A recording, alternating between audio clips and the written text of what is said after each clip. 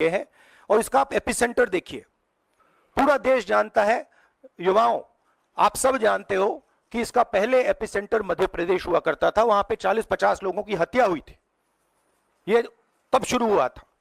आप जानते हो कि गुजरात में उत्तर नीट परीक्षा का गड़बड़झाला हो, 24 लाख बच्चों के भविष्य का सवाल हो, या फिर नेट यूजीसी परीक्षा का पेपर आउट होना हो और परीक्षा कैंसिल होना हो, सारा सवाल उठता है एनटीए पर, यानी नेशनल टेस्टिंग एजेंसी पर। राहुल गांधी भी जब प्रेस कॉन्फ्रेंस लेते हैं तो एनटीए को घेरते हैं, उसके जरिए मोदी सरकार को घेरते हैं, लेकिन बात मध्य प्रदेश की भी आती है। तो मध्य प्रदेश से ऐसा क्या रिश्ता है एनटीए का, ये आपको आज बताऊंगा। राहुल गांधी कह रहे थे कि एनटीए की जो पोस्टिंग है वो पॉलिटिकली इन्फ्लुएंस है, लेकिन वो इस बात को साबित नहीं कर सके। लेकिन क्या वाकई ऐसा है, और एनटीए का मध्य प्रदेश से किस तरीके का रिश्ता है गड़बड़झाले के पुराने हिसाब किताब में, इसको बताऊंगा। नमस्कार, मैं हूं भुवनेश सेंगर। नहीं जुड़े हैं तो जुड़ जाइए, द लपेटा को जरूर सब्सक्राइब करें, बेल आइकन को प्रेस करें, दमदारी के साथ अपनी बात रखते हैं। तो जहां तक बात आती है मध्य प्रदेश की और एनटीए के एक रिश्ते की, राहुल गांधी बार बार कह रहे थे एमपी का मॉडल, वो व्यापम का जिक्र कर रहे थे। निस्संदेह मध्य प्रदेश के लिहाज से व्यापम एक बदनुमा दाग है। व्यावसायिक परीक्षा मंडल, जिसके तहत एक बहुत बड़ा घोटाला हुआ, अदालत में आज भी कई मामले लंबित हैं। लेकिन एक सवाल ये उठता है कि अभी एक व्यापम मॉडल की बात हो सकती है, लेकिन वर्तमान में हम जब बात करें, जब नीट एग्जाम के गड़बड़झाले की बात उठी है, मामला सुप्रीम कोर्ट में है, ऐसे में वो कंडक्ट कराने वाली एजेंसी एनटीए फिर सवालों में इसलिए आ जाती है क्योंकि नेट यूजीसी का में पेपर आउट हो जाता है और परीक्षा कैंसिल करनी पड़ती है। एक ऐसी सेंट्रल एजेंसी जिसके ऊपर इतनी प्रतिष्ठित परीक्षाओं को कंडक्ट करने की जिम्मेदारी है, वो इस तरीके के साथ जिस तरीके से परफॉर्म कर रही है, वो निस्संदेह उसे कटघरे में खड़ा कर रहा है। खुद धर्मेंद्र प्रधान शिक्षा मंत्री कह चुके हैं कि हाँ, हमें काफी कुछ इस मामले में सोचने विचारने की जरूरत है। लेकिन सवाल ये उठता है कि नीट का मुखिया कौन है। जब मुखिया को टटोलेंगे और मध्य प्रदेश से रिश्ता पाएंगे तो आपको समझ में आ जाएगा कि ये क्या, उनकी क्या नियुक्ति पॉलिटिकली इन्फ्लुएंस है, राजनीतिक उसमें कहीं ना कहीं दखल है, या पार्टी विशेष का दखल है, भारतीय जनता पार्टी का दखल है, संगठन का दखल है। ये बात मैं जब आपसे कहता हूं तो इसका मतलब ये नहीं कि कोई ये आरोप प्रत्यारोप है, क्योंकि वो लगाना किसी पॉलिटिकल पार्टी का काम है। मैं पत्रकार हूं, मेरा काम फैक्ट को रखना है, और इसी फैक्ट को हम आपके सामने रखने जा रहे हैं। दरअसल मध्य प्रदेश से बड़ा पुराना रिश्ता है प्रदीप कुमार जोशी जी वही हैं जनाब, जो इस वक्त पूरे देश में चर्चा में है।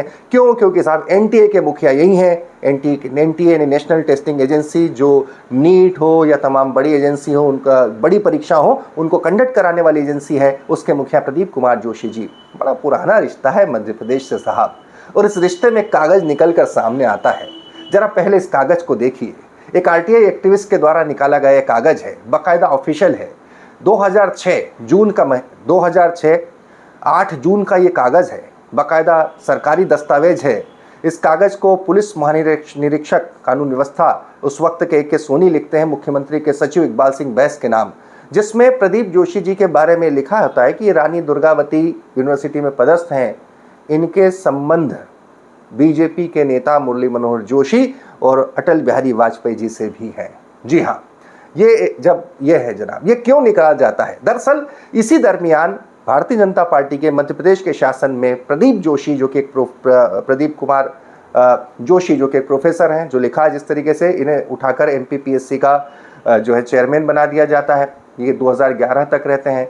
इसी दरमियान इन पर जो घोटाला का इन पर नहीं, लेकिन इसी एजेंसी कर परीक्षा भर्ती में घोटाले का मामला सामने आता है, वो बाद में बताऊंगा। लेकिन उससे पहले उन आरटीआई एक्टिविस्ट की सुनिए जिन्होंने ये कागज निकलाए। प्रदीप जोशी जी एनटीए के चेयरमैन, मुखिया, क्या उनके ताल्लुकात थे बीजेपी के बड़े नेताओं से, पूर्व प्रधानमंत्री से, मुरली मनोहर जोशी से?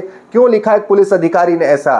क्यों निकला ये कागज? सुनिए। 7 के करीब वह आरएसएस से सिफारिश लिखित पर अध्यक्ष बने थे, और उन्होंने एपीपीबी संगठन से वो जुड़े रहे हैं। उन्होंने दुर्गावती विश्वविद्यालय जबलपुर में रहते हुए आरएसएस पे पीएचडी करवाई थी।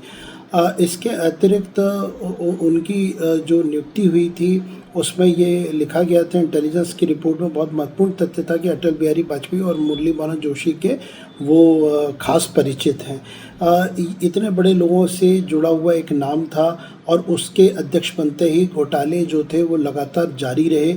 यह मध्य प्रदेश शासन और प्रदीप जोशी की असफलता थी और हमने ये मांग भी करी थी कि प्रदीप जोशी को की कार्यकाल की जांच हो, लेकिन सरकार ने उस समय कोई कार्रवाई नहीं करी। यही प्रदीप जोशी बाद में छत्तीसगढ़ पीएससी के चेयरमैन बने, यूपीएससी के चेयरमैन बने और इसके अलावा वह जो वर्तमान में नीट की परीक्षा एनटीए जो करवाती है उसके भी प्रमुख हैं और उनके द्वारा भी नीट परीक्षा जो है विवादों में कटघरे में है। हम ये चाहते हैं कि यदि मध्य प्रदेश शासन इस बात की जांच करे और भारत सरकार भी जांच करे कि जिस वक्त प्रदीप जोशी की अक्षमता और भ्रष्टाचार के प्रति जो गंभीर जो उनका आरोप उन्होंने झेले थे, उनकी जो कार्यप्रणाली थी वो अनियमितताओं को रोकने में असफल साबित हुई थी, तो उस समय यदि शासन उनको हटा देता और क्या ऐसे कारण थे उस समय कार्रवाई नहीं हुई, उनके कार्यकाल की जांच अभी भी हो सकती है, उनको तत्काल अरेस्ट किया जाए और शासन स्तर पर यह पॉलिसी भी बने कि भ्रष्ट और नकारा लोगों की यदि कोई शिकायत आती है तो उसकी ईमानदार जांच होकर उनको तत्काल हटाया जाए।